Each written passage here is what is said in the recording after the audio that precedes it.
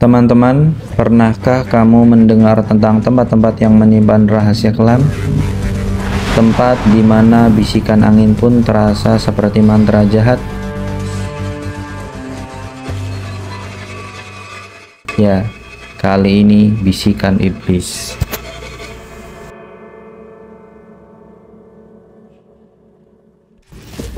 Assalamualaikum warahmatullahi wabarakatuh. Teman-teman Eduzone, bagaimana kondisi iman kita hari ini? Mungkin di antara kita ada yang pernah mendengar tempat-tempat yang menyimpan rahasia yang misterius. Tempat di mana bisikan angin pun terasa seperti mantra jahat. Ya, kali ini kita akan coba menceritakan satu kisah santri yang selamat dari jeratan iblis.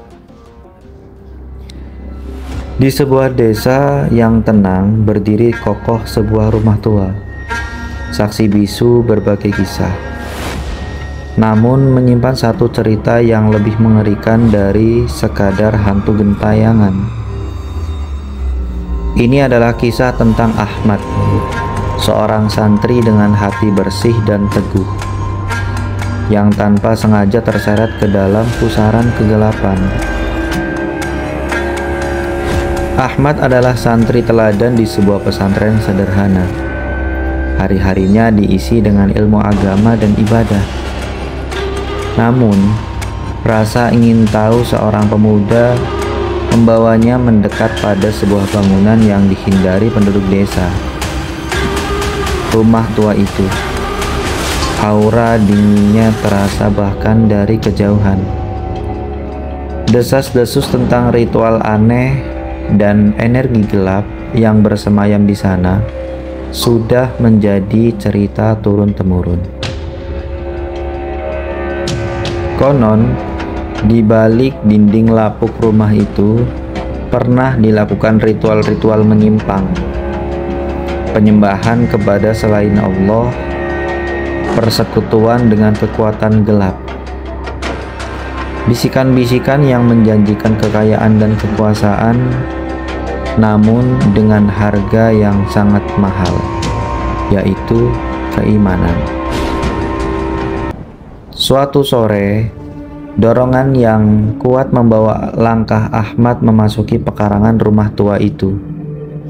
Rasa penasaran bercampur sedikit ketakutan menggerogoti hatinya.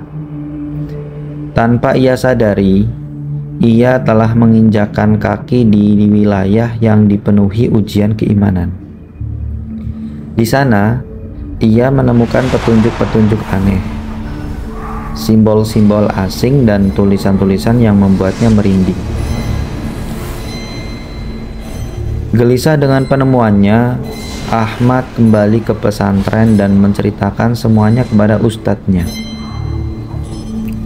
Sang ustadz dengan kebijaksanaan dan ilmu yang mendalam segera menyadari bahaya yang mengintai.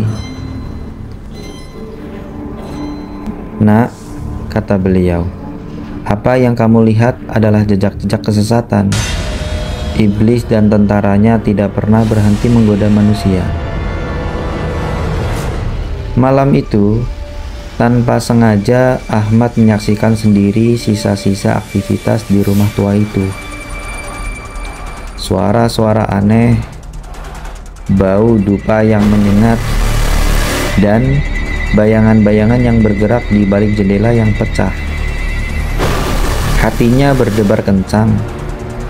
Ia menyadari bahwa bahaya itu nyata dan sangat dekat. Rasa takut memang menghampiri, namun keimanan Ahmad tidak goyah. Ia ingat akan firman Allah bahwa sebaik-baik pelindung adalah Dia. Ia lalu berwudu, menenangkan hatinya dengan air suci, dan melaksanakan sholat malam dengan khusyuk, memohon perlindungan kepada Sang Pencipta. Malam-malam berikutnya menjadi ujian berat bagi Ahmad. Bisikan-bisikan jahat mencoba merasuki pikirannya. Ilusi-ilusi menakutkan berusaha menggentarkan hatinya. Namun ia tidak menyerah. Dengan keyakinan yang teguh, ia membaca ayat-ayat suci Al-Quran. Ayat kursi menjadi perisainya, zikrullah menjadi senjatanya. Kekuatan iman Ahmad ternyata jauh lebih dahsyat dari kegelapan yang ada di rumah tua itu. Dengan pertolongan Allah, sedikit demi sedikit pengaruh buruk di tempat itu mulai melemah. Ritual-ritual sesat itu kehilangan kekuatannya di hadapan keikhlasan dan keteguhan hati seorang santri. Dengan bantuan ustadz dan beberapa warga yang mulai menyadari kebenaran, rumah tua itu dibersihkan dari sisa-sisa kesesatan. Lantunan ayat-ayat suci menggema, menggantikan bisikan-bisikan jahat yang pernah bersemayam di sana. Kisah Ahmad menjadi pelajaran berharga bagi seluruh desa, bahwa godaan iblis bisa datang dalam berbagai bentuk, bahkan di tempat-tempat yang tampak tersembunyi. Namun, benteng terkuat seorang muslim adalah keimanan yang kokoh dan selalu berlindung kepada Allah. Allah Ta'ala berfirman, sesungguhnya setan itu tidak memiliki kekuasaan atas orang-orang yang beriman dan bertawakal kepada Tuhannya. Quran Surat An-Nahl ayat 99. Kisah ini adalah pengingat bagi kita semua untuk selalu memperkuat iman, menjauhi segala bentuk kesyirikan, dan senantiasa memohon perlindungan kepada Allah dari segala kejahatan yang tampak maupun yang tersembunyi. Semoga kisah ini memberikan pelajaran dan meningkatkan keimanan kita.